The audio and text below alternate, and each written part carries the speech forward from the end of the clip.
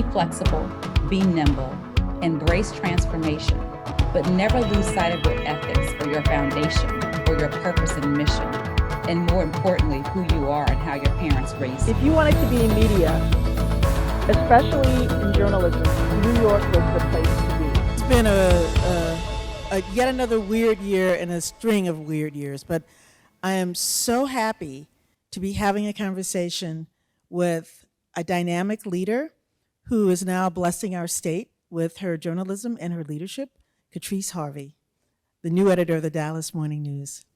Thank you guys so much. Katrice, I think you'd like to just start with some statements. Absolutely. Can you guys hear me okay? Yeah. All right, awesome. So first of all, I just want to thank you all for having me here. So many of you know I'm new to Texas, so I'm a new Texan, new to the DMN, and this is the first in-person conference that I've been able to attend. Many of us probably been able to attend. So thank you, ISOJ, for having us. Thrilled to be here. So I was thinking about my remarks today ahead of this great, I hope will be a moderated panel because Kathleen's so awesome, and thinking a lot about some of the most significant challenges that I have been facing, that our industry has been facing, and it took me back to the purpose of why I became a journalist, and then kind of that mission we all have. And what I'll start off by saying is, I was a little girl who grew up in Louisiana who actually's parents watched Dan Rather on the news, and I thought I wanted to be a broadcaster. And the reason that I liked watching Dan Rather and I thought I wanted to become a journalist was because of all of those great community stories that I felt like that news organization he would tell at the end of his newscast. And it wasn't the things usually that were happening nationally. It was basically he would zoom in on some small community that I had never heard of and just talked about a phenomenal person or program that was making a difference in the lives of others. It was back when people approved or didn't approve of our news, they weren't so nasty about it, right? We just were able to tell those stories in a nice way. And so when I think about now what I've been facing and the positions that I've been in, the communities I've been in, is pretty much an attack on democracy. That mission that we all have and that we all believe in, the reason why we're not multimillionaires is because we want to protect democracy. The last few months at the Dallas Morning News, it's been very rewarding. But what I've also experienced is more negativity and more criticism of staffers than I've ever experienced in my life. And I'll walk you through a couple of examples. One was there's a man in our community who decided to pretend that he was a journalist. And so he sent a FOIA request to a local school division. The FOIA request went to someone who thought, I don't know this reporter. This request seems unusual. Let me contact the DMN to find out if this guy actually works for them. Turns out he didn't. So we sent him basically a cease and desist email saying, stop pretending to be us. What he responded back to the editor who sent that email to him was, I know where you live. I know where your sister lives. I plan to protest you. I plan to continue to threaten you. And I plan to continue to do these things in ways that the cops pretty much won't be able to do anything about it. I had another situation right before that. One of the reporters wrote about a political candidate and some interesting things that he probably didn't want revealed, and she became stalked. I had another incident where we wrote a story about another local candidate, and someone else they knew took to social and pretty much cyber attacked our reporter. We write these stories because we believe in democracy, right? But the criticism our reporters are facing, our journalists are facing, the negativity they're facing is at an all-time serious issue in that, how can we protect them? How can we continue to do the work we're doing when you think about January 6th? Many in our community are not afraid to attack us in ways they've never done before. And so we've done a number of things at the DMN to kind of talk about this. We beefed up security. We're trying to get some training for our journalists on how to navigate their lives on social, how to protect themselves, and we're also trying to build better resources and connections with our community. I speak quite often, I attend quite often events that we've never been present for. I go out and I speak at churches, I attend galas. I try to in part upon our community the mission that we believe in, and why, whether you believe in the content we're writing or not, you think we should be spending time on that, we're doing it for the greater good of all. Another example is, we decided this year to actually have a full-time reporter devoted to covering LGBTQ plus issues because of some of the things that are happening in Texas right now. That reporter, though, quite frequently receives email attacks. I call it a fan of mine. He sends me an email every day with a certain news entity saying, hey, why aren't you writing this? You know Creed DMN. You know Credible DMN. Why aren't you putting this news in the paper? Well, I'm not going to put those stories in the paper or online because those stories are not factual. They're not true. And so I would challenge us all to really think about how we navigate this situation, how we help our journalists continue to follow the mission that we all got into the industry to support and believe in, by protecting them and by really giving them some tools to fight these attacks. The next thing I'll talk about is just hiring in general. And so we just heard a lot of these great new news entities that have started or about to start talk about going into these communities, filling a void. What I think one of the biggest challenges that we face and across local news institutions is how do we retain top talent, but also how do we have top talent who wants to serve local communities. So I was recently elected to the board of the Marshall Project. They do phenomenal work. They are allowed to hire journalists from anywhere, to live anywhere, to cover different communities. But I'm a local news institution. I need journalists to work in North Texas, right? And so what we find a lot is journalists are saying, well, I'll come and work for you, but I want to do it from New York or DC. And so, some of the top jobs we have open right now are data team positions, our audience team positions, to make those connections, to really tell the types of stories that our community needs us to tell because we're there, we understand those nuances. I need journalists in North Texas. And so the biggest challenge I think we have too is, how do we all fill these wonderful new news organizations? How do they staff up? How do we stay staffed up in a local community, to serve a local community when folks don't really want to work in a community anymore? And so, one of the things we've done is talked about, how do we have a hybrid work environment, have folks work a couple days in the office as opposed to all week. And that's what we've settled on more recently. But I'll still tell you those challenges are significant. And so, I think that's something else that our industry is really going to have to spend a lot of time thinking about. Wow.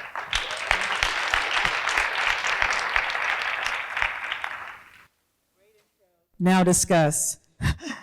That was amazing. I'm going to follow up on some of the things that you said, and it's interesting because I teach in fundamental issues in journalism class, and many of my students are volunteering for the conference, and you brought up things that we've been discussing, and they were quizzed on, and they got the questions right, and including isolated journalists who don't know their community. But let's start with what you were saying about the negativity. And I think this was something Avery Holton, who had asked a question in the previous panel, was almost getting at, that it's not just being a journalist these days, right. It's that other baggage. We found out from our students that a lot of their parents and friends say, oh, you're majoring in lying. I mean, it's not just the fact that they don't think they're jobs, and there are jobs, but these are people who love their children, relatives, who have this visceral hatred for journalism. So I think that's something that we all have to address for future journalists too. So I know that probably wasn't a question, I apologize. But it's okay. It's a bold statement, that's true. So, beefing up security, the physical security, and the cybersecurity training, I think that's especially important for female journalists. I mean, can you elaborate a little bit more on what you're doing in those circles? Absolutely. So there are a number of news organizations, thankfully, who have decided to actually have these classes. And so we are going to offer some training in that area. I don't think it's just women, though. You know, one of the reporters I talked to recently, and I'll give you this other example. So we have what we call a takedown request, right? And a lot of news institutions have that. So if a news organization has written about something about you in the past, and you know you've been exonerated, or say you've been able to get that removed from your record, we will, you know, come back to us and we'll work on potentially taking that story down if you meet certain criteria. So we had a man reach out to us in the last month. And he said, hey, I know I don't meet your takedown requests, but what you guys have written about me the last few years is really hurting my chances of getting a job. You know, every time somebody Googles me, this comes up. I want you to take it down. And so we respectfully said, look, you know, we understand this issue that you're facing, but however you don't meet our takedown request requirements, if you do meet them in the future, please come back to us. We'll revisit. He basically emailed back and said, no. I said, I know I'm not going to. I probably won't ever meet your takedown request requirements, but if you don't do this, you will regret it. So we started doing a little bit more homework on this guy, and he gets, guess what he's been you know, arrested and convicted of? Cyber attacking others, hacking them. And so he's come back a couple times, you know, through digital emails, and basically said, your time clock is clicking, time clock is clicking. And so we've had to notify people in our company about this man and what he potentially might happen. So I had a conversation with one of the reporters, a federal courts reporter who'd written about him. And, you know, he's not a woman. And I said, you know, are you okay? And he said, you know, unfortunately, about a year ago, I had to take certain measures about, you know, cleaning up my social account, you know, what I post, better protecting my finances. And he hadn't told his bosses this was going on? I don't know, because it predated me, but we did have this conversation. Oh my goodness. And so that is something that we as an industry need to really think about prepping our staffs with. Oh my goodness, yes. And it's something that, you know, I'm telling my recent grads, you know, do you want to work for a place that doesn't have an online harassment policy? Because that's telling if they're not thinking about that. And so much of being a journalism leader these days is not the content you produce, it sounds like. It's everything else. But to go to the content and the work that you did before you got to Dallas, I was really impressed by the collaboration that you've done to win your Pulitzer. And could you talk a little bit about that? Absolutely. So at the Indy Star, where I was the executive editor previously, you know, there was a lot of our staff was devoted to public safety, and this was before George Floyd. They really put a premium on that content. And as you guys know, the Marshall Project does phenomenal work covering the criminal justice system. So we had been working on a piece about canine dog bites and how the police department in Indianapolis seemed to be using canines in situations that were questionable, and a certain neighborhood or type and group of people were being impacted by this more. I mean, just innocent people on their porches were being attacked, and obviously because of civil immunity and some other laws, they weren't able to really get money back for their injuries. This one man had substantial injuries that were going to impact him for the rest of his life, yet $250,000 was all he could get based on these laws. So we did a lot of reporting on this. And I happened to be having a conversation with the editor of the Marshall Project one day. Susan Shearer. Susan is wonderful. And we were near the end of our conversation when we just kind of did a check-in on, hey, what interesting stories are you guys working on? And so, you know, I thought, well, I trust Susan. So I shared this potential story we were working on, and we were far along in the process. We had at that point realized that Indianapolis was one of the cities that had been using canines at a higher level than anyone else in the country, out of top 25 metros. So we were probably going to publish in the next few weeks. And she kind of said, oh, well, we're working on the same story. And so we kind of looked at each other by Zoom, of course, because it was during the pandemic. And what I found out was they had a lot of video of these incidents across the nation, and we had a lot of data. You know, we knew which top metro organizations, you know, which metros are using this at a higher degree. So we decided to partner, you know, and it took a lot of convincing, frankly, when I went back to the newsroom and said, look, guys, I know we're well on this path, we're close to publishing, but I think this could be really good for all of us. And to the team's credit, our team, their team got together, and pretty quickly we realized we had something special. And so what really happened was we each pretty much published the stories we had on this as a package. We looked at each other's content, we made suggestions, But I would say, being able to just have good conversations about how to better serve your community, putting yourself in a position to just say, hey, we can do better together than separate, that became a Pulitzer. So, And again, touching on what the previous panel said, that was something that was maybe easier to do because Marshall is not in Indianapolis. There is the question, I guess, if I were Evan Smith, I'd be saying, well, why don't you do something with the Fort Worth Star-Telegram? Is that, would you think of a possible collaboration? Absolutely. I think when it comes to serving our community and having compelling journalism, we're going to have more of those partnerships. When I started with the DMN has a great partnership with Texas Metro News, which oversees quite a few Black newspapers in our community. I'd like to see us do more of that. I think that, when you think about elections, you think about, our area in North Texas has one of the lowest voter participation rates than anyone else in the country. Crazy. And so what we can do across all of Texas with all of our media really focusing on that issue, especially in a state like Texas, which makes national headlines for what's playing out in Austin. We could be so much more powerful if we do that. Yes, that's remarkable. And by the way, I was channeling Evan because he always asks tough questions, and I wanted to be tough just the way he is. Absolutely. You say the word team a lot. My team, we work with teams, and I know you were very much into teams in Virginia at the pilot. Could you talk a little bit about how teamwork can help soften the challenges? Absolutely. In fact, we're right now talking about a reorganization, in the midst of a reorganization, and it's all based on teams. So a couple of things about teams. A lot of people leave jobs, and we all know this because of poor leadership. And they also leave jobs because they don't feel supported.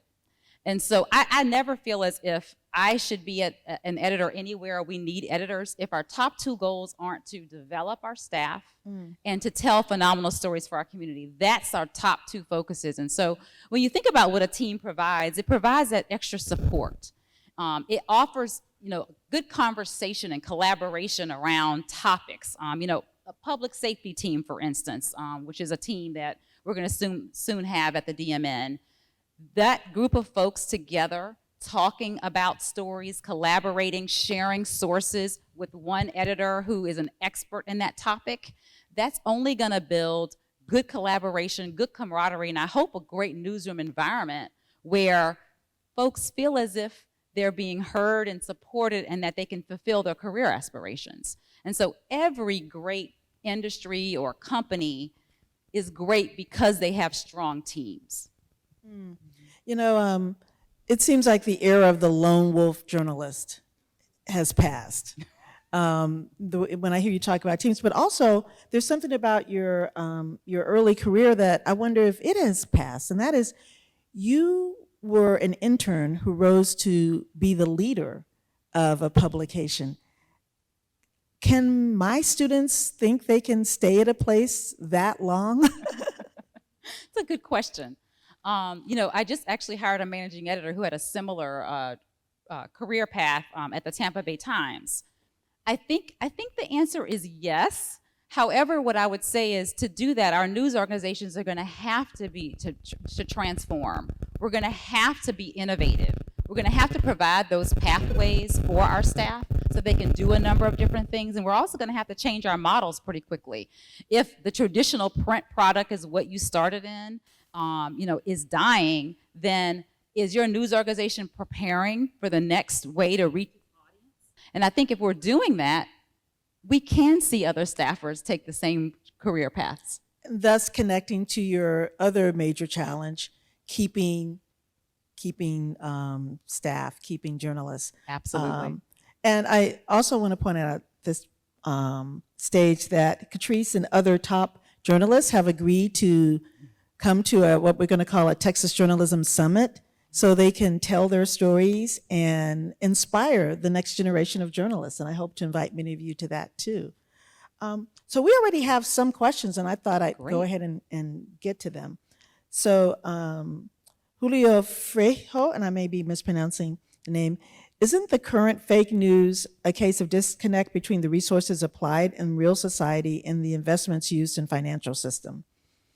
I guess the question is, fake news as a commodity is, I mean, instead of thinking about it as being more than being anti-democratic, it almost seems like it's the ultimate capitalist version of information.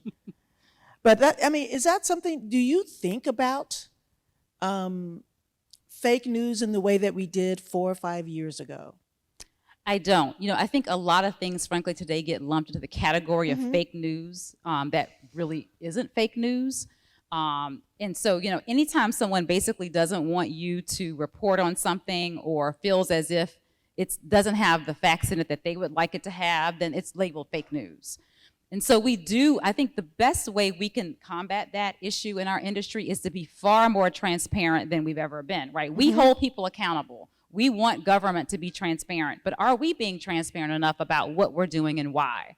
And so I've been thinking a lot about this. In Indy, every week I participated in a kind of an editor's weekly newsletter where I talked a little bit about why we chose to do the stories we did that week, made suggestions for our audience to read based on some of the questions I'd received. And I think the more we can say, hey, here's what we did to try to get this story, here's why we wrote this story, here's why, for instance, we created this beat or we don't have this beat, will help our audience understand how we're approaching stories and why we make the choices we make. I don't know if they'll always agree with those choices, but as long as we're more transparent, you'll see the difference, I think. Some will see the difference in, well, maybe that I might say that was fake news before, but I see the links they went to get the other side or the other perspective. And I think that can be more enlightening for our audience. So you believe there's a segment of the audience that can return? I do. But we've got a lot of work to do. Because that's one of the things I wonder about. There are just percentages of people who may never come back. Right, absolutely. And then, and this is something we talk about in class a lot too, is there a danger of catering to a particular audience of news consumers? Very good question. I think a lot of news organizations are wrestling, and we heard the previous panel talk about this. Lots of communities feeling underserved. The information, the surveys, the conversations that, the Houston New News Organization was hearing from the community, they feel as if we haven't listened to them. And so I think, our task is to frankly go out and cover who we've been covering, but also to think about who are the next readers we're going to have to survive. And so that starts, frankly, with us just being present, just listening, not for a story, which I know can be disheartening sometimes to an editor. You went where and you didn't come back with a story idea? But we have to build those connections so that we can reach a new audience to go along with the audience we currently have. That's part of what we've been talking about in class too, is like building trust. Kovacs and Rosenstiel famously say that the essential brand of journalism is trust. Absolutely. So Jane Elizabeth is wondering, would executives of local news orgs be willing to institute a boycott of social platforms because of the harassment? Very interesting question. So, most of us get a significant amount of our readership from social media. And so I think one of the things we should be having as an industry, a better conversation with those social media outlets about how our content is presented, about those paywalls. I know Facebook put a lot of money into what was called kind of the fact-checking project that a lot of different news organizations joined, but it's got to be more than that and bigger than that. And so some of the same conversations, frankly, that a lot of our executives are having with Google, we should be having with these social media outlets. Yes, we need, it's so much of journalism now is outside of, again, we're returning to the idea that just producing content is not enough these days. We've moved beyond just the facts. The facts will speak for themselves. Well, we've learned that they don't speak for themselves. They don't. Kyle Plants has a question related to the statement of young journalists being, branded as majoring in lying. How would you respond to recent research suggesting that the public correlates storytelling with deception? How can we fix that? And what I find interesting about that question is when I was a much younger journalist, you weren't allowed to say you were working on stories. You were working on articles. Interesting. Nobody wanted to use the word story in those days for that reason.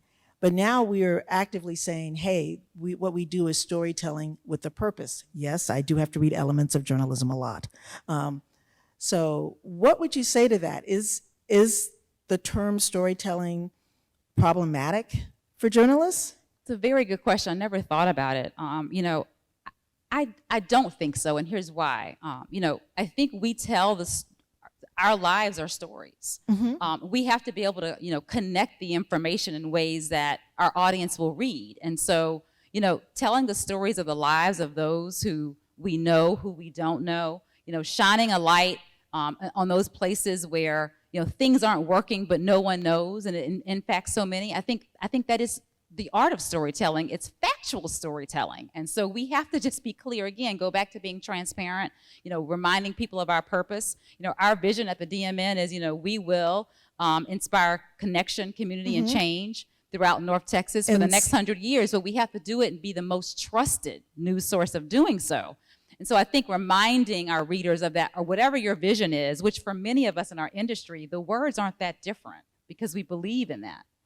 Oh, that is so powerful. Could you say that expression again? It was connection. We will inspire community, connection, and change.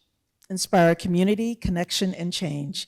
Coming to a T-shirt or the top of a top of the DMN page. So, you know, you were talking earlier about watching Dan Rather as a child, and we are awarding the Dan Rather medals, and I can tell you that the entries that won were amazing community stories.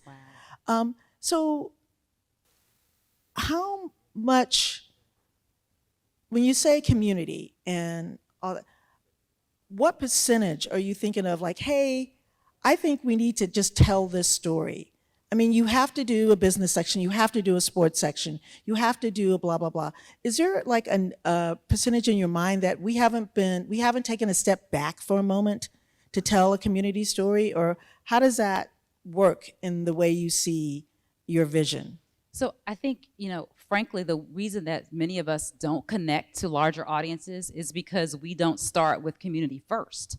And so, you know, having reporters, having good sourcing, it starts with being out in the community. So every great sports story is a story about someone in your community. You know, every great business story. I mean, there was a phenomenal story that one of the business writers told recently about a senior citizens facility called Edgemere, where there was just a lot of financial issues with the facility, and so a number of people in our community were trying to get their money back, or were trying to figure out, you know, how to actually, you know, remove their family members from Edgemere. That story started with community stories. Several families were impacted, and we knew more would be impacted. So I would tell you that 100% of what we do must start with the community. And having the reporters on the ground. Absolutely. And not on the phone getting those stories. Absolutely. Or on social. Now that's a place to start, but that's not where we end. That's great. You are here in this chair. I have met Maria Reeve, who is the editor of the Houston Chronicle. Manny Garcia is editor of the Austin American Statesman. Sewell Chan is editor of the Texas Tribune. There's a theme here. The theme is journalists of color are now leaders in journalism in the state of Texas, which I think is phenomenal. Me too. Could you discuss this kind of sea change? Absolutely. What's great is many of us, a couple times we've actually been able to speak to one another. Manny Garcia was my first leader in Gannett that I worked with. Maria, I don't know well, but we've been talking a number of times. You know, a couple of things. Every time that I have been able to be blessed with a great position like this, I've been very honored and felt very blessed, but I've also felt sad about that, because it shouldn't be that that's the first thing someone discusses when a person of color gets these roles. I mean, these roles, we should have long been able to be given these opportunities, right? And I see it as in every case. Many of us have worked a long time, many, many years. We've worked hard to perfect our crafts.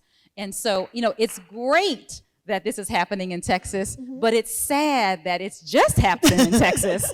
And together, you know, we can brag and celebrate that, but how do we make sure that other states and other news organizations see this as a top mission and goal?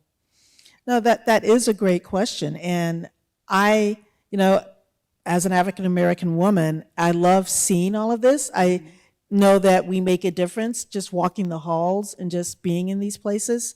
But you still need allies. Absolutely, you do. And let's talk about that, because I think one of the issues I've always had with talking about diversity is that it falls on that person, as opposed to an institutional change to journalism or the newsroom itself. Absolutely. You know, at the DMN, so we have a number of resources devoted to diversity and inclusion, right? Both, they go hand in hand. You just can't have one. And so, you know, I think there are a couple of things. You know, I have been blessed to be a part of now NLA, which is formerly APMA. I work with the diversity committee with that institution. We talk a lot about how we can help our industry understand the importance of diversity. You know, when folks say to us, I don't trust you, you haven't been in my community in how long, or you only come when there's a problem, that's because they don't trust us and because we haven't been talking to these underserved communities. And so, you know, and it shouldn't just be me as a person of color who's saying, when's the last time we went to that community, or why don't we have sources? It should be all of us having those conversations. So you know, my mentors didn't all look like me. I had a number who did, but I was blessed to have some others who didn't.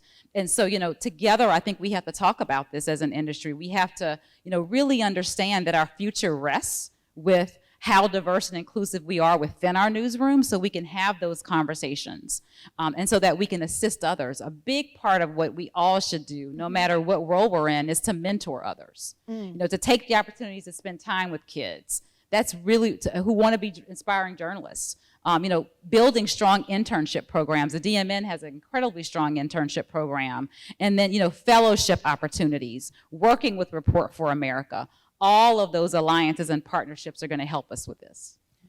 And you bring up a great point, because you do have a strong internship program, but I'm looking at students who are working 2 to 3 jobs. Yeah. And they're being asked to work for free in a lot of places. And unless you're a nonprofit, but I don't want to deny students opportunities. I mean, what can we as an industry do about that? Should we be creating pools of money for places that say they can't afford to pay interns? Absolutely. You know, and I think a number of state press associations have been raising money to place interns in a number of news organizations who wouldn't actually have an internship program. But no student should be asked to work for free. No student. In any communication field. I really, really feel that way. Another thing that we're trying to do, and by the way, feel free to send us questions, is that we're trying to actually have classes that create content that you would want to produce, that you would want to publish. So I'm going to go into a different area because it's something I'm very, very into now.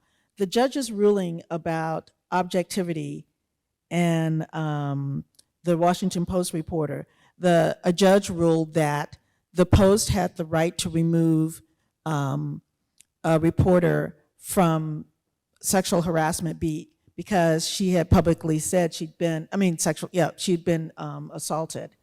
And the judge ruled that the appearance of objectivity or the appearance of being impartial was more important than any beat that reporter covered. And I know I'm paraphrasing. But have you been in that position where you removed reporters from beats? So I've been in a position where we've had to have conversations about, you know, your presence on social media. You know, and it's interesting, you know, when I got into the business, you know, it was just understood that, you know, we didn't place campaign signs in our yards. And that meant not just me, but my entire family.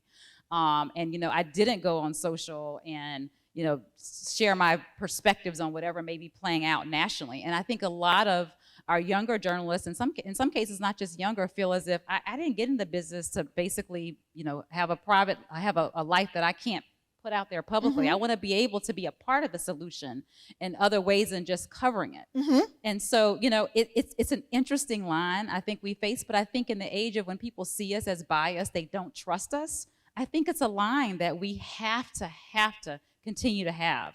You know, we just cannot have our journalists, you know, saying on social how they feel about this particular candidate or how they feel about this particular issue that may be playing out across the country.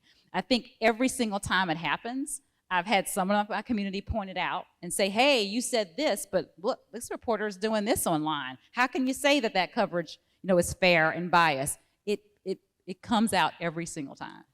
But it also seems to me that objectivity has been used as a weapon against journalists from marginalized communities. So how do you sort of balance that, I guess, challenge, I guess? You know, I think a number of people will say, you know, why did you use that source of information? Why did you use this? Why didn't you talk to so-and-so? Again, I think it goes back to being transparent, you know, laying out for our community why we wrote this, why we didn't talk to someone, not just saying, you know, couldn't be reached, but how difficult, how much, I mean, did we really try? Did we call them 3 times? Did we show up at their house? I think we have to be very transparent about that. So you see that we did try to get that perspective and the efforts, the lengths we took to do so. And that goes back to your talking about being more transparent. And maybe it is more than could not be reached for comment. We called him at 6 a.m. and then we called him at 11 a.m. and then he didn't pick up the phone and we sent an email. Like almost you could have a link that says these are our attempts. Absolutely, how we approach this. Well, I mean, do you have any closing thoughts here? Because I've loved this conversation. I want to have another one with you. You know, what I would say is, you know, I think now more than ever, the partnerships that we've talked about, the camaraderie that we as an industry, many of us have started, we've got to continue to build upon that. You know, we have so many significant changes, and I'll kind of go back to how I began our session today. You know, fighting for democracy, reminding ourselves that that is our mission, and being able to just pool our resources when we can. You know, a lot of these new news entities that we heard from earlier today, that's a start, but frankly, being able to partner is another key step, and that partnership can include even conversations around how are you protecting your journalists? You know, what are you doing to protect them from cyber attacks? You know, having those, you know, channels where we can just put the, you know, lay down the competition and say, what are you facing? How can we help one another? That's going to be key. Journalism as a team sport. Thank you very much.